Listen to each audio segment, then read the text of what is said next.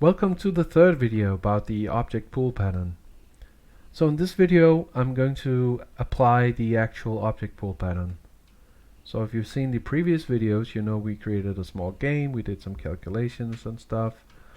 So what I'm going to do now, I'm going to create an object pool, and it needs to have a way to create the objects, and it needs to have a way to release the objects again. The object creation will be made in a way that if we have objects available in this pool, we will use those. Otherwise, we will just create new ones. So let's get to the coding. So let's see the problem again. So the problem is when I run the program, I quickly see memory rising here. Rising really fast. I know these are big images. I could make them smaller. It just take longer time for it to fail. When it reaches 1 gigabyte, it fails. And I could probably set my virtual machine to, I have like, I don't know, 24 gigabytes of memory. I could set it to 20 gigs or whatever. It would just take a bit longer and it would die anyway. So this is not very good coding. So we need to do something about this, and object pool is really the way to go. So let's try to create a class here, and I'll call that rock pool.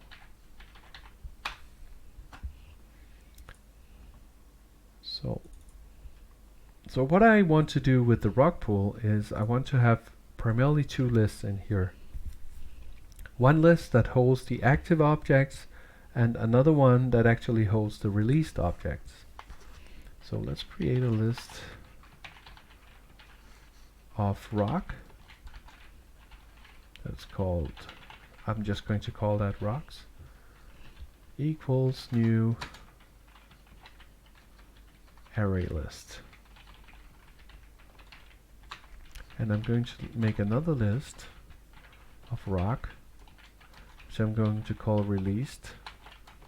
And I'm not going to use a list, actually. I'm going to use a DQ, which is just short for double-ended queue. So double-ended queue means that we can implement any queue that we want, a stack or a queue or something like that. And the DQ in this case, I'm just going to use it like a FIFO queue. So the first thing that comes out is also the first thing that comes in is also the first thing that comes out. So new, it's called array DQ.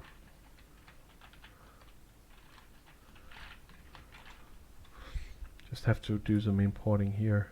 List, array list, array DQ, and DQ. Right? So now I have my two lists, and I just create them directly here. So the other thing in this pattern is that the pool should actually be static. So there can be only one of these pools. So we're going to use the singleton pattern here. So I'm going to first create a private static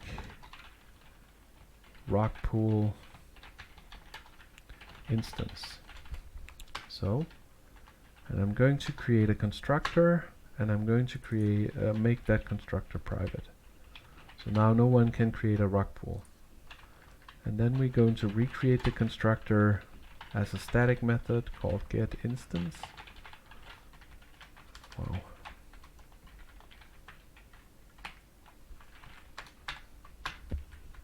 And this should return a rock pool. And we're going to say that if instance equals null, then we're going to say instance equals new rock pool. And then we're going to return return instance like that. So that was a very quick and dirty implementation of the singleton pattern. Okay. So the next thing we're going to do a method for creating rocks. And I actually called it getRock. I think it's a bad name. Get object. I think I want to call it create object.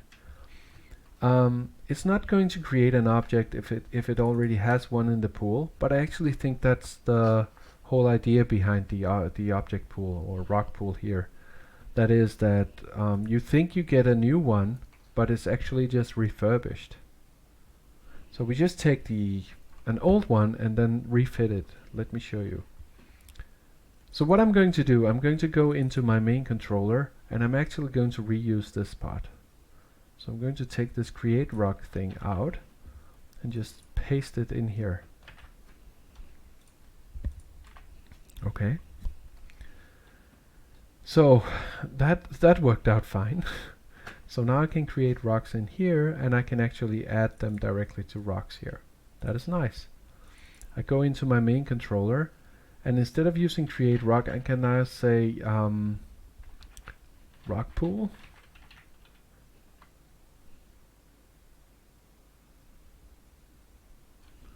Something is wrong.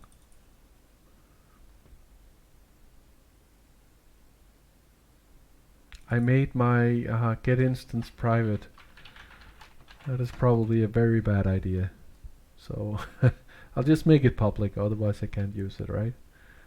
I'll go into my controller here, rockpool dot get instance dot create rock, right? Boom, I put the random here. Yeah. So I think when I'm going to create rocks here, I don't want this random one here and I don't want the rock pool to actually, this thing about putting random x and y values hasn't got anything to do with the rock pool. It shouldn't be its responsibility. It shouldn't be its responsibility to set the image like this. It shouldn't be its responsibility to set size of this. It shouldn't actually do any of this stuff. So I'm going to change this and I'm going to say that I actually want the x and y value here. I want the speed and I want the direction and I want a string with the image path.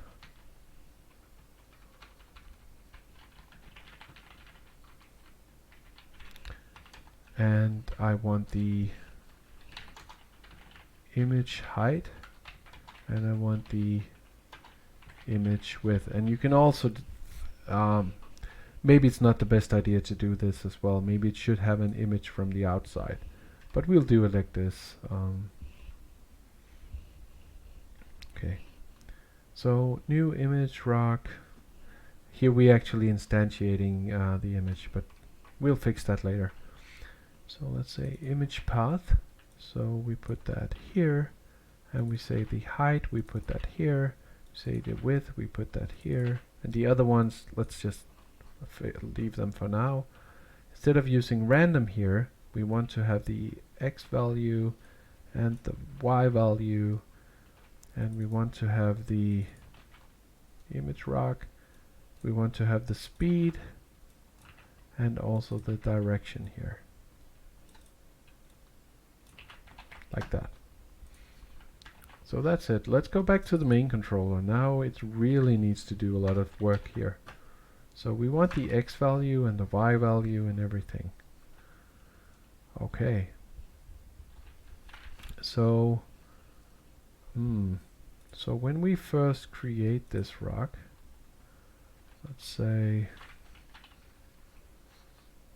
we put for the x value, let's actually put a random value. So we'll say random dot get next int, and we will use canvas dot get height, width, of course, as the maximum. The y value, it should always start at 0. We want to set the speed, so let's just set the speed to 5. We want to set the direction to math pi divided by 2, and the image height and image width, Let's set that to 25 and 25, right? So let's see if that works. So what we're doing now is we're creating an instance here. This one is running through all the rocks up here, which is actually just an empty list. So let's just fix that. I'll remove that part because now everything is in the pool. So instead of using this, I will say rock pool, and I want to get the list from the rock pool, the list of rocks that I have to draw right now. So I go to my rock pool and I need to get a hold of this rocks here. So I just go control space and I say get rocks. Create that method, go back to my controller, say get instance, get rocks. So now I can run through the rocks one by one. I don't like it to be called rock 1 here. I'll just remove that like that. Nice. So what's the problem? Lossy conversion. Yeah, so we'll just force that, no problem.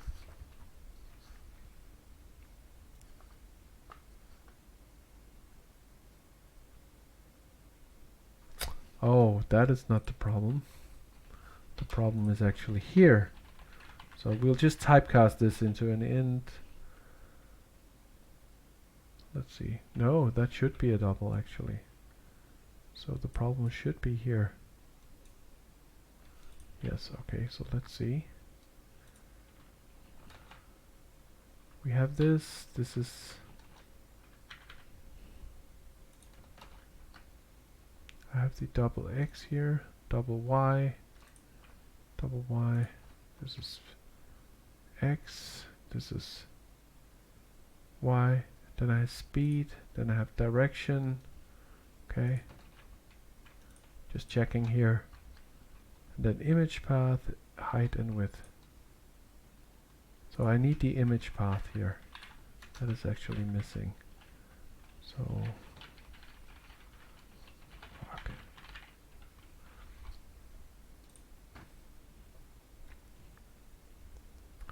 So it's working like before. I still didn't fix the problem yet. So let me just show you that it's still using up a lot of memory. Just growing and growing. It's easier to see if it make it bigger, right? Let's do that.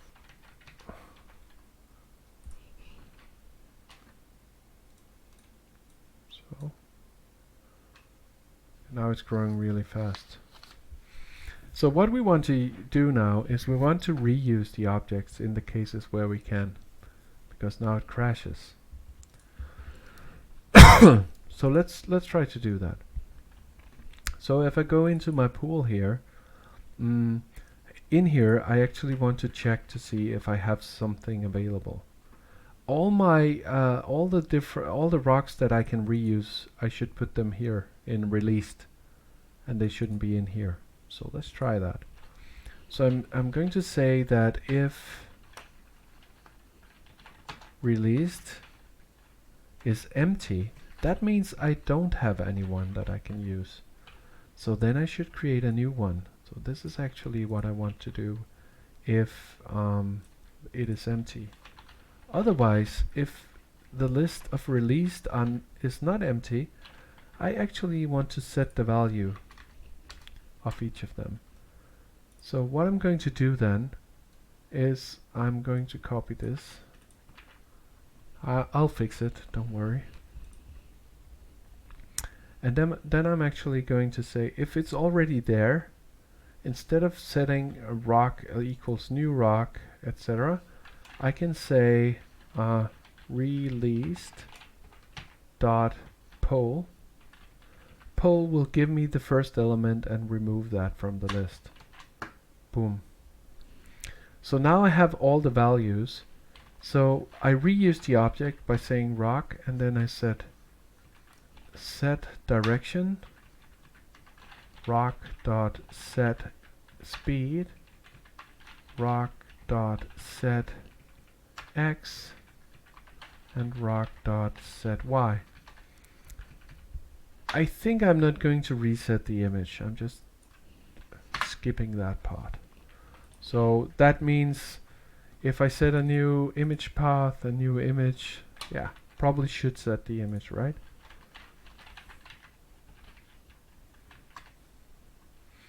Then take this one.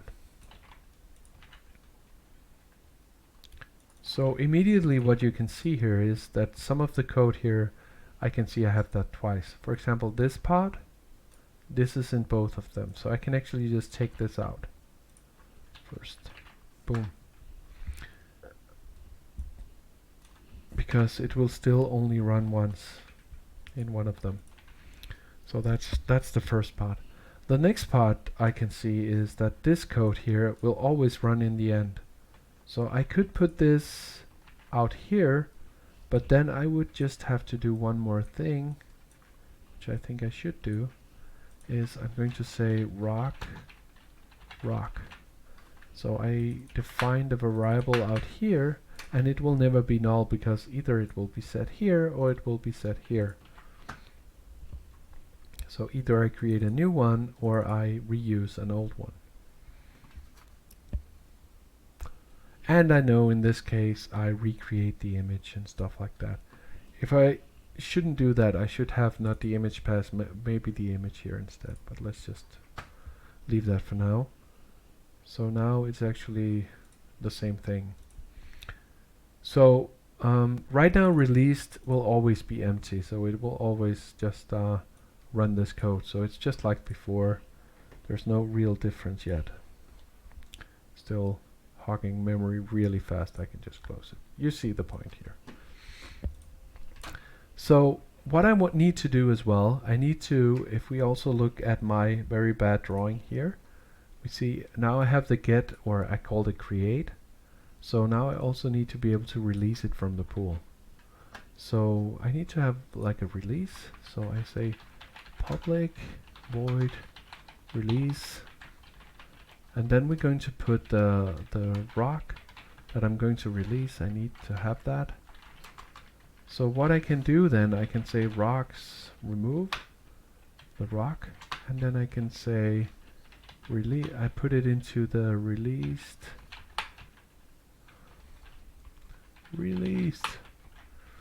and then I'm just going to add that rock. So I removed from the list, the array list of rocks that I'm going through, and putting it in this double-ended queue. So I'm putting it there. So if we look at the bad drawing, we can see now that we are putting this into our release queue here, so that if there's something in here, we're not going to create new ones, we're going to take them from here instead, which is much better. So much for now, right? It still doesn't work. Yeah, getting tired, right? Still really. So we still have one thing to do. So we actually need to call this release here. So when do we need to call release? And who needs to do that? Who will know? So when should the rock be released? We can say that the rock should be released when it's out of bounds, when it's out of the game area. And the only one who actually knows about the size of the game area is actually the main controller right now, because it knows about canvas. So we're going to check in here. We have all the values, we have the rocks due after it moves. So we're going to check and going to say that if the rock x value is less than 0, we are outside of scope, or the rock get x value is larger than canvas get width, then we are also out of bounds. And we can also say that if, I just have to put an or here, that if rock dot get y is smaller than 0, we are going out of the top of the screen, and if rock get y is larger than canvas get height, we're going out of the bottom of the screen like that. So this one is actually what is testing if it's inside or outside. So if it's getting outside, we're going to say to the rock pool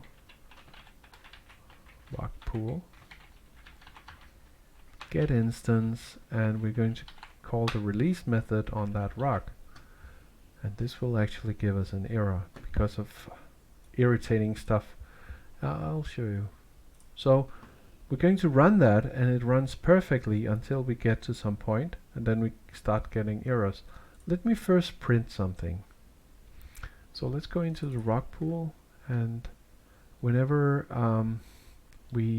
this create rock thing is called, let's try to write how many of these are actually in here. So let's do that. Let's go for, so I'll just say I'll say rocks size, and we will do the same, just say released, and we'll say released size, and then just an empty line. So now we can actually see here, we can see now how many elements, and when we get to about 107 it starts putting them into released. The problem is though, we get this concurrent modification exception, and this is because if we look at the way our main controller works, we can see that we use this enhanced for loop. The enhanced for loop behind the scenes uses an iterator that is based on the entire collection of rocks in the rock pool. So the iterator for the array list doesn't allow anyone else to change the size of the array list while it's iterating the list, because it breaks the iteration. So we cannot do this with an array list, so this is quite annoying. There's many workarounds. There's one that is, although quite slow, is probably one of the better solutions. So let me just show you. If we go in here, let's go up here. So instead of using an array list, we can use this copy on write array list. And if you see here, it says it's a thread safe variant of array list in which all mutative operations, add, set, and so on are implemented by making a fresh copy of the underlying array. Nice. So we actually just take a big old copy. This is ordinarily too costly, but maybe more efficient than alternatives. Okay. When traversal operations vastly outnumber mutations. I don't know if it does in this case, but yeah. We'll just fix our problem like this in this case and make that, maybe some other videos we can look into how to make that even more efficient. So now it works. So let's look at memory again. So now you see it stops at 107, and that has to do with how many it can do and how fast they're going out of the screen. So right now it's limited to 500, 700. Let's see. It shouldn't be too much, but it is very large images. Doesn't crash like before though, right?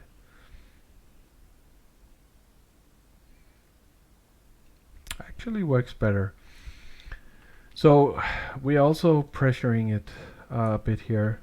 Let's just try to actually, if we put the speed up, it would be better. So let me show you. So right now it's the speed, they're moving at only 5 to speed. So if we set that up to something like 10, they will move out of screen double the speed, right? So let's go here. So now it's only 53 rocks running around. So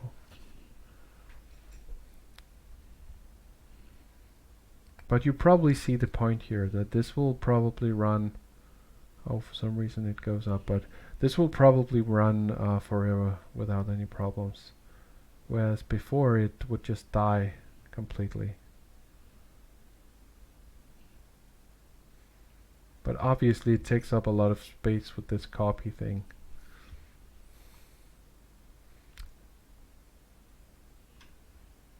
Yeah. And it's a lot better than before. It still uses up a lot of memory. But now we're actually reusing the objects, and we only have these 53 rocks right now.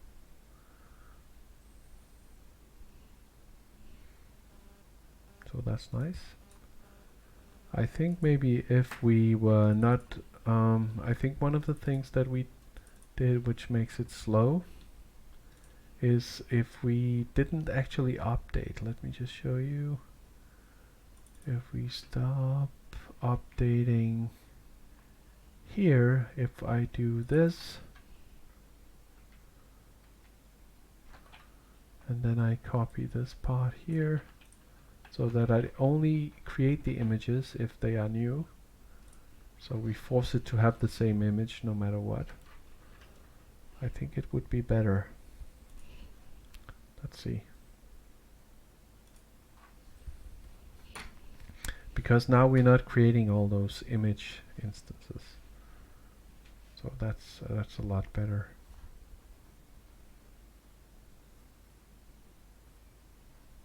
So I think what happened before is that by creating all of these new image instances, we actually did that every time that we also copied it.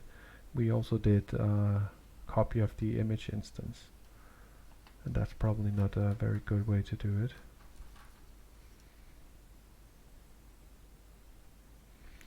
And the amount of memory is just because the garbage collection didn't have time to go there yet, I think. So, but this runs really smoothly now.